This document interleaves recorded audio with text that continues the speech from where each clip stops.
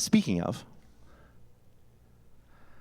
on April 2nd, 2010, I joined, there I am, little 24-year-old Zack. I joined 200 protesters in a Good Friday vigil in front of the Shooter Shop in North Philly. At the time, the Shooter Shop was one of the most notorious gun shops in North Philly for what's known as straw purchases.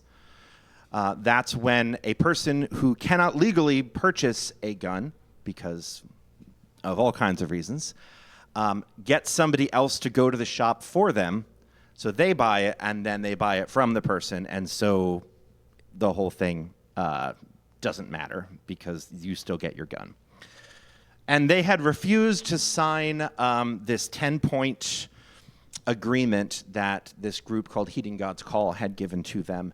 And so as a result, we organized this vigil / worship service / protest in front of them. I was 24 years old, and in that sort of prophetic naivete of a young man who assumes that he is going to change the world by, appealing to everybody's better nature, as it were. So it was this solemn and beautiful event. We marched from this church down to that corner, each of us holding a paper cross with the name of one of the 173 people that had been killed by guns in Philadelphia the previous year. We sang these sad spirituals as we walked down the street to the corner that the police had blocked off for us. But before I could see them, I could hear the counter-protesters yelling,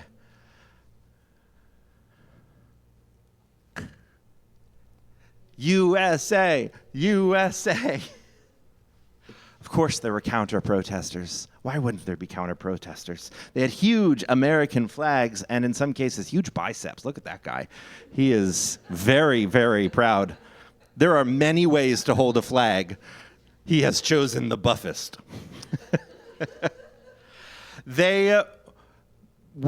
It was so striking to hear the contrast of their patriotic fury and our somber march.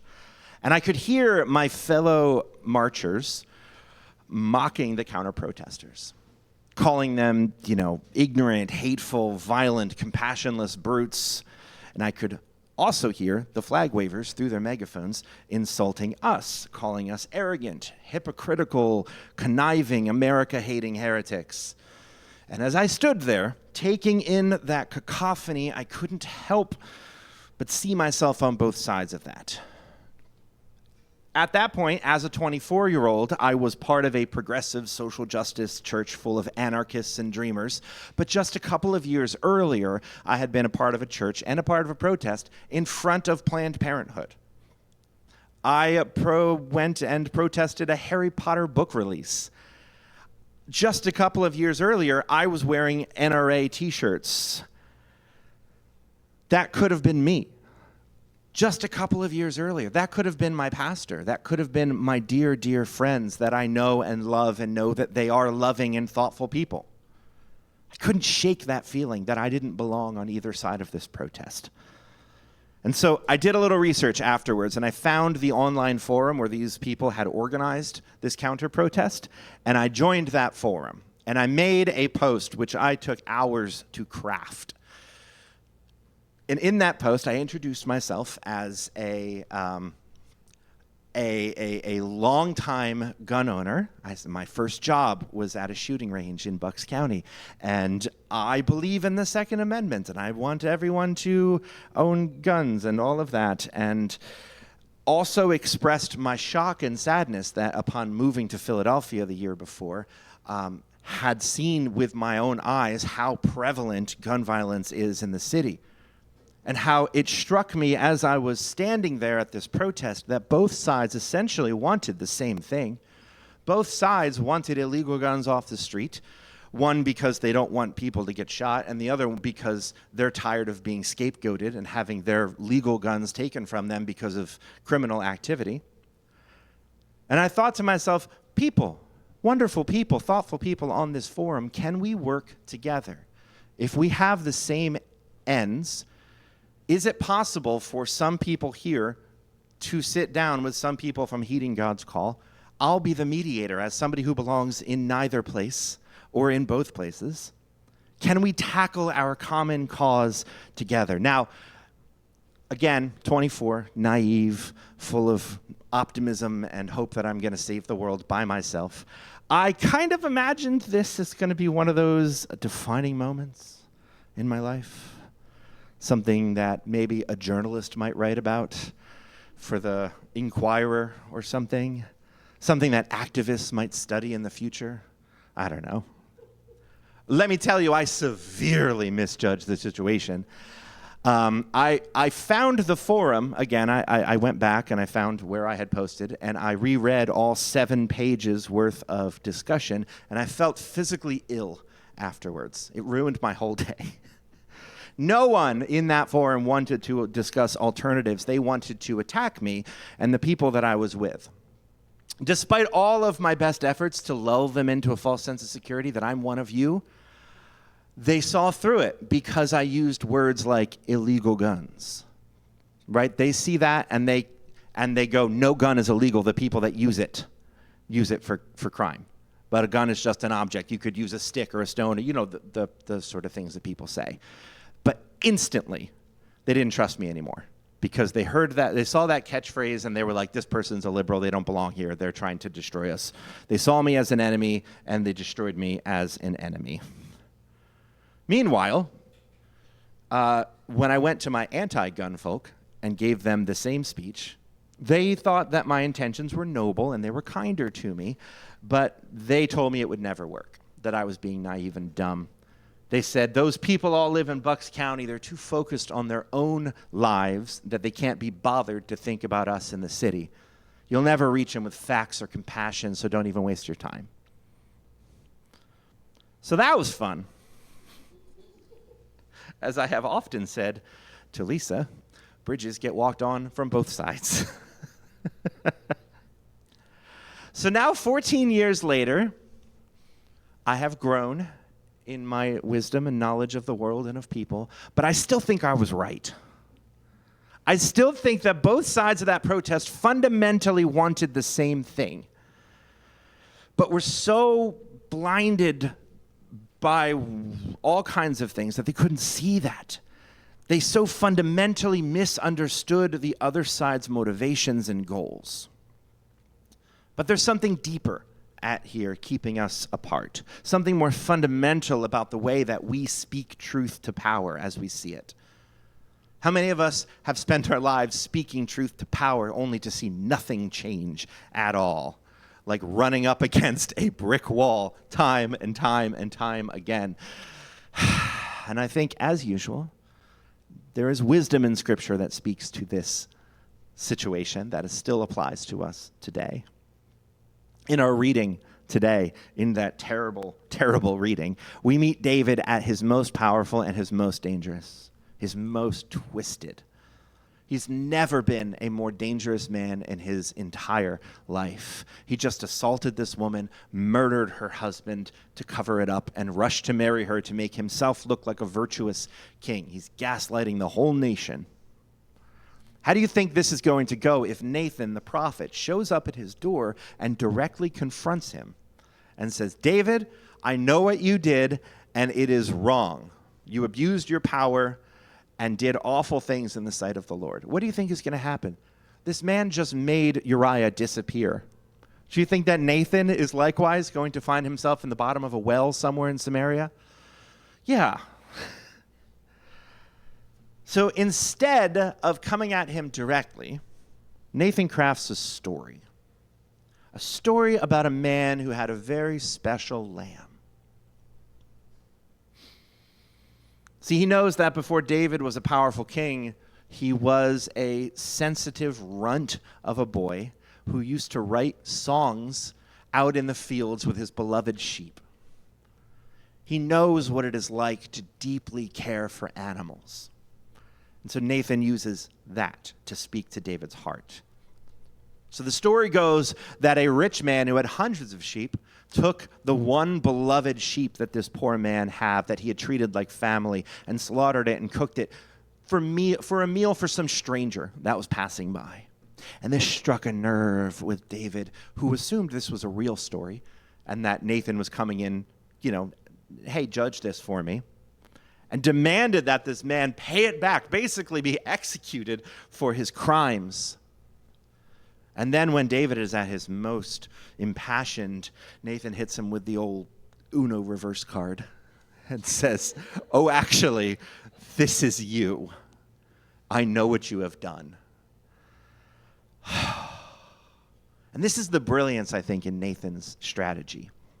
And one that I think that we could learn from today as people who are trying to speak truth to power. So often we communicate as we think, not as they think. We communicate how we think, not our listeners. We make appeals to values that they don't even hold, and our arguments always fall flat. Or we use loaded terms like illegal guns, and our message is lost in the fray. I think if we are going to be a people and a church who is able to not only speak truth to power, but to do so effectively, we need to be intentional about how we do that. So I've been thinking about this a lot recently, as I've been fielding, as Nicole said, so many hateful comments on our Facebook page and on the local Facebook pages and on the Pottstown Mercury's Facebook page about the upcoming Pride event. It has brought out the best in people because, there is no hate like Christian love, right? And then in those comments, it's not just me. There are other people who are trying to fight against those hateful comments, but they do so in equally unhelpful ways that just escalate the situation until it looks awful for everyone, and the moderator comes in and deletes the whole post. We are not listening to each other. We are not communicating to each other. And I know that this is a group that is deeply committed to making societal changes. So I'd like to take some time here to talk strategy, if I can. Kind of flip it up a little bit. I recently read a book called The Righteous Mind by Jonathan Haidt, and it has fundamentally changed the way that I think about productive conflict. So what I'm going to do now is I'm going to briefly, and I mean briefly because, like I said, we got to be out of here, explain his theory of moral foundations, and then I want to do a little bit of practical strategizing before we take communion together and go out into the world to make productive change. So according to him, we draw our morals from generally 6 moral taste buds. That's how we move through the world. There we go. Think of these like taste buds, like sweet and sour and umami and all of that. They are care versus harm, fairness versus cheating, loyalty versus betrayal, authority versus subversion, purity versus degradation, and liberty versus oppression. Now, this is a room full of people who are deeply touched by care and harm, and so I've seen you. You feel compelled to act in the face of suffering, whether that's human or non-human. You cannot abide suffering, and so you must provide care. This drives you. I have seen it. You understand it. Fairness is all about justice. You do this, you get this. Or proportionality, if you will, that you have worked for this, so you deserve this. Loyalty is all about how important your group is to you. If you own a piece of clothing with an American flag on it, you get it. Authority is about respecting laws, norms, and social order. So if you say something like, yes, protests are important, but we are a nation of laws, then you get that. Sanctity is about the unspoken value intrinsic to things and people. If you have ever felt weird throwing away a Bible, you get this. And liberty is all about your individual rights, whether that's the right for a woman to choose or a person to own a gun. I think we all feel this one as Americans to some extent. So we all have these 6 taste buds, but we don't work them out in the same way. And studies have shown that your political leanings tend to be something that is baked into your personality based on how strongly you hold any of these sort of things. Here, I'll show you. The top are conservatives, the bottom are liberals. Most liberals really only have 2.5 of these strongly. Liberals are deeply concerned about care, moderately about fairness, as long as we're talking about equality and not proportionality, as in you must lift up the lowly to make everyone equal, as opposed to everyone gets what they deserve.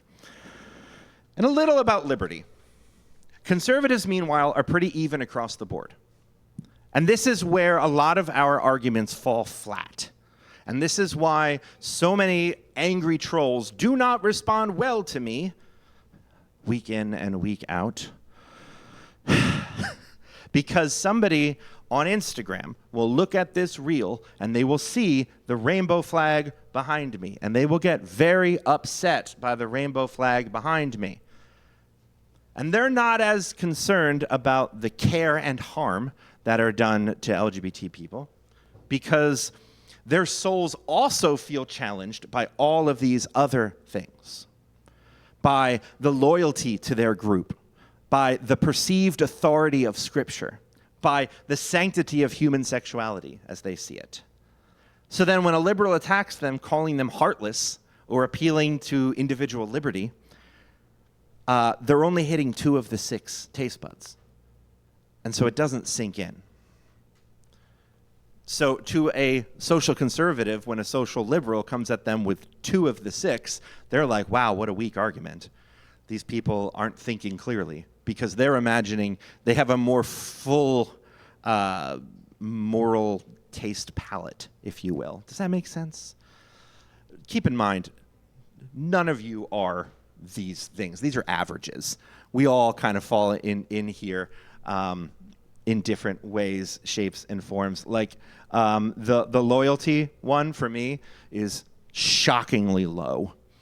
I have been called out by friends as well that, like, wow, you have no loyalty to the group that you are a part of, whether that be nationally or denominationally or locally or whatever.